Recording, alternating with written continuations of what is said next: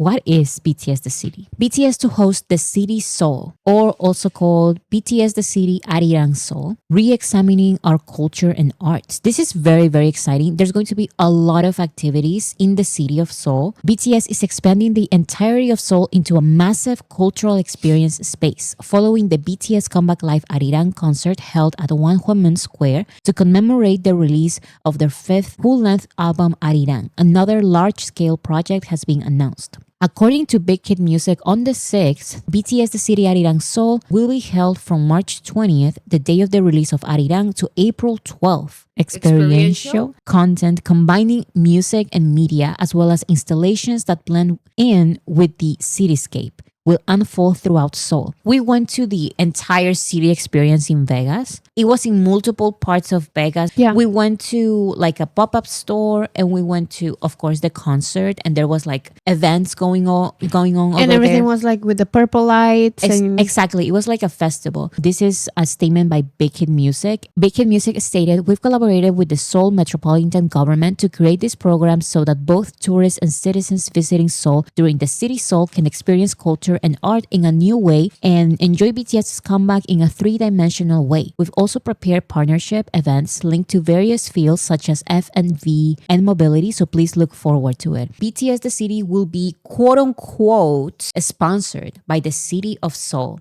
I'm just so conflicted, like so many conflicting opinions in my head. Let's read this. The Seoul Metropolitan Government will officially sponsor the comeback concert by BTS. When I first read this looked great. This is going to be an official sponsorship between the city of Seoul and BTS. The city is preparing comprehensive safety measures in anticipation of the large crowds expected, including fans from both Korea and abroad. According to the Seoul Metropolitan Government, the city approved the use of the name sponsored by Seoul City for the BTS comeback project, as requested by HYBE. The city stated the reason for approval, acknowledging the event's public interest and contribution to city administration. I think this is great because there's going to be benefits for both, for the city of Seoul and for BTS. That was my first reaction. The city of Seoul approved the request on the 29th, but today it's announced that they actually rejected HYBE's 3,300 staff and asked for even more. HYBE said, "Let's make this event, which is going to bring a lot of money to your city. Let's make this event safe for everyone. Let's work together. We're both going to get benefits from this." And the city said,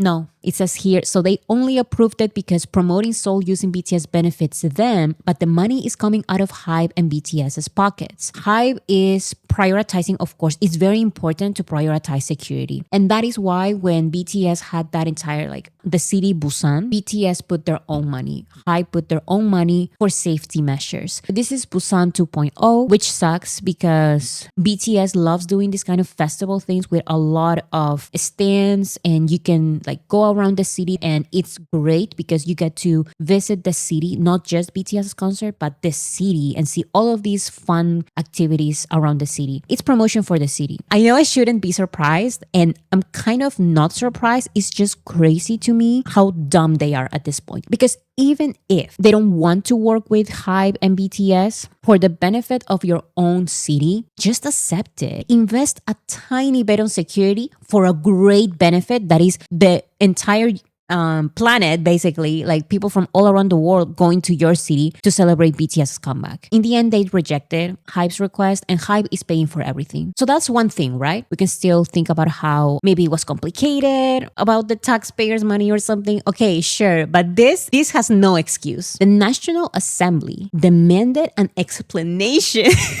They demanded an explanation to HYBE about why they are working with Netflix and not with a national streaming service. I thought you didn't want to be involved. Like, why are you questioning BTS and HYBE about why they chose Netflix? HYBE had to explain to the National Assembly why it chose Netflix because they freaked out about a possible, quote, second K-pop Demon Hunters. That is what they were afraid of. They wanted an explanation from HYBE asking them, this cannot be like the K-pop Demon Hunters where the only one getting benefits is Netflix. It was not even like a simple question. They sent HYBE an official inquiry, worried that Korean culture would be used while distribution rights and profits go to Japanese or American companies. In the case of K-pop Demon Hunters, the ones benefited were American companies. It was Netflix. The money went basically to America. Korea got nothing for K-pop Demon Hunters. They say that they don't want this to happen with BTS. So you don't want to help BTS with their comeback. But you also don't want the money to go to Netflix, and you're demanding HYBE to explain why they chose Netflix and not YouTube. They mentioned here, it's ridiculous.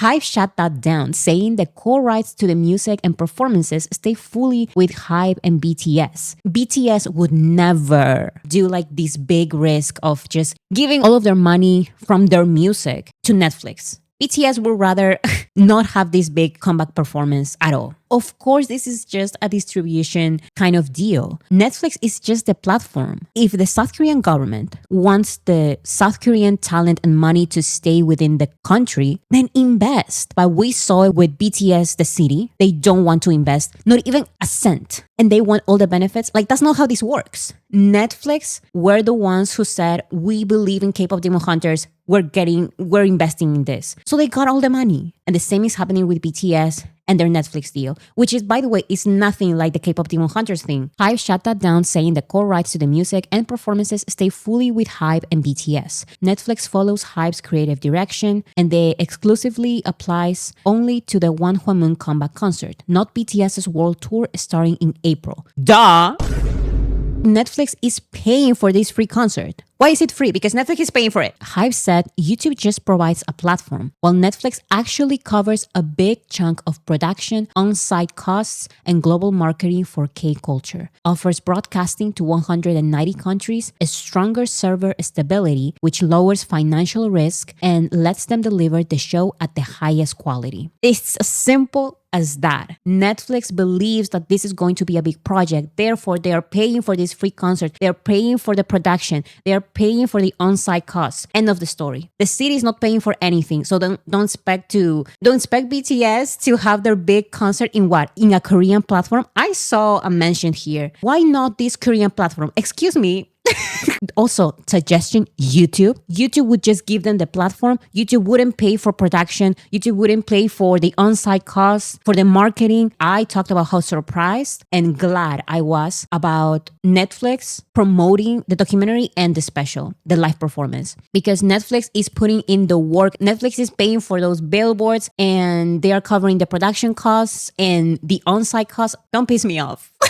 Don't piss me off. How is K-pop Demon Hunters cultural appropriation exactly? So I don't know if cultural appropriation is the right word. What they're trying to say is that K-pop Demon Hunters presents themselves as a Korean product. But the ones working on the movie is basically the Western movie industry and even the Western music industry, like Sony, Netflix, everything related to the United States, basically. Unlike HYBE, for example, HYBE and Big Hit, these are Korean companies. They are part of the Korean industry and they have distribution deals with entertainment industries around the world, like UMG in the US. But at the end of the day, the majority of the benefits go to the Korean company, HYBE and Big Hit. This doesn't happen with K-pop Demon Hunters because America produced K-pop Demon Hunters. So the majority of the money, if not all of the money, goes to America and American companies. Because even I thought last year when K-pop Demon Hunters became this huge cultural phenomenon around the world, that K-pop would get bigger, but actually it didn't help K-pop, which is crazy, which is different from, for example, BTS's influence. Because when people listen to BTS around the world, the K-pop industry gets benefits because BTS is part of HYBE, which is part of the Korean music industry. So BTS's success is the Korean music industry success. K-pop Demon Hunter's success is not the Korean music industry success. It's America's success. It's a complicated situation. Creatives work Korean for K-pop Demon Hunters. Yeah, I guess in the creative level, that is the benefit, but the industry is the American industry. It brought awareness, not money to Korea. Exactly. I would say that is correct.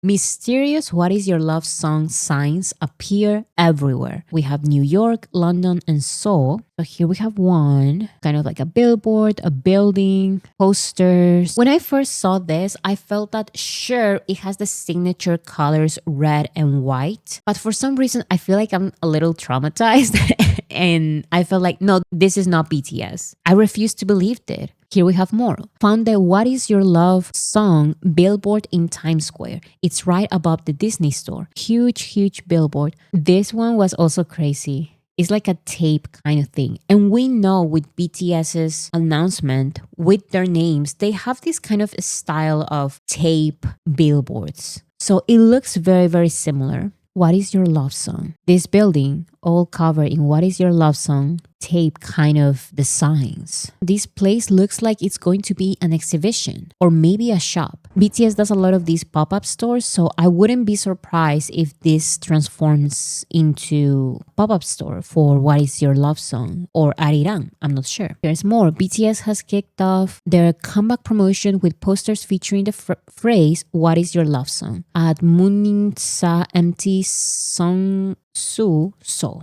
In London, BTS has kicked off their comeback promotion with posters featuring the phrase What is Your Love Song at Waterloo Station, London. I love that we get billboards, posters, sometimes even like monuments kind of stuff, pictures. I love it. We got these on Spotify. It is a playlist called What is Your Love Songs. It says self-love, fandom love, romantic love, healing love, unrequited love, nostalgic love. When I saw this, I immediately said, this is not BTS because there's a grammatical error. What is your love songs is grammatically incorrect. It would be what is your love song? Like you can see here on the picture. Then we got more. And this is basically confirmation that this project is related to BTS. New poster of What is Your Love Song in New York with a new additional phrase. What is your love song? My love song is Arirang. Here, Arirang, it says right there. And the What is Your Love Song advert that has been spotted in London has Hype's name in it. Case closed. So this is definitely part of comeback promotions for BTS. And then we got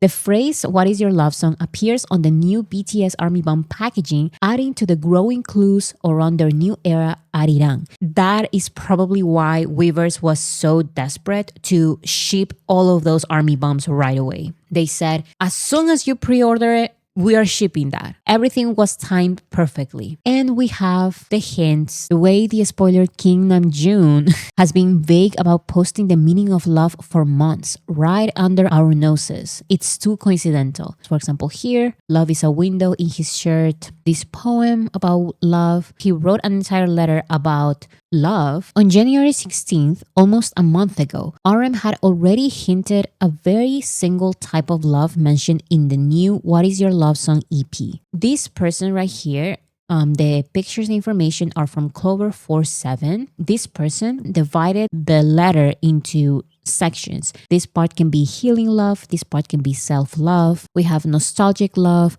fandom love, unrequited love, romantic love, and that reflects this playlist. So that is, of course, one theory. Namjoon also shared this book. In August 2023, Namjoon was spotted reading the book In Praise of Love, a work that reflects on love not as something simple or merely romantic, but as a profound experience that transforms the way one sees the world, involves commitment, and goes far beyond the superficial. And I saw a lot of armies saying the book cover has these red tapes, and it's very similar to the What is Your Love Song promotions that we've been seeing with the tapes and all of that. Also, in the voice notes that we got from the website, Jin said, "Thanks for always being by our side. What is your Arirang?" Thank you for always being by our side. What is your Arirang? A new option to vote What is Your Love Song has now appeared on Spotify. The voting will close on February 13th. So this is a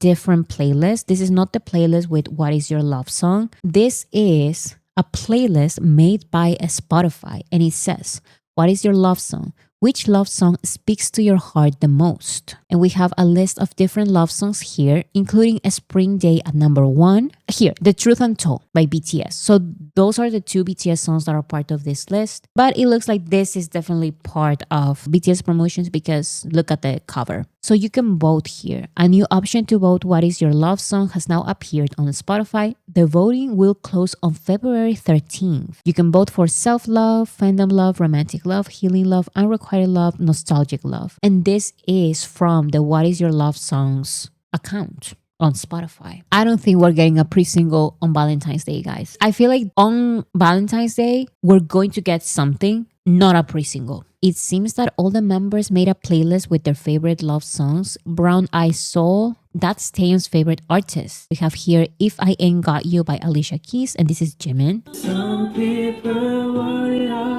I am pretty sure that they chose this list, the songs from this list. It says right here, What Is Your Love Song appears on Instagram notes worldwide, sparking speculation that it could be related to BTS's new era, Arirang, out March 20th. So it appears like this. If this is your profile and it says on a note, What is your love song? Here are many examples by different armies. Now I'm so angry because I didn't get it.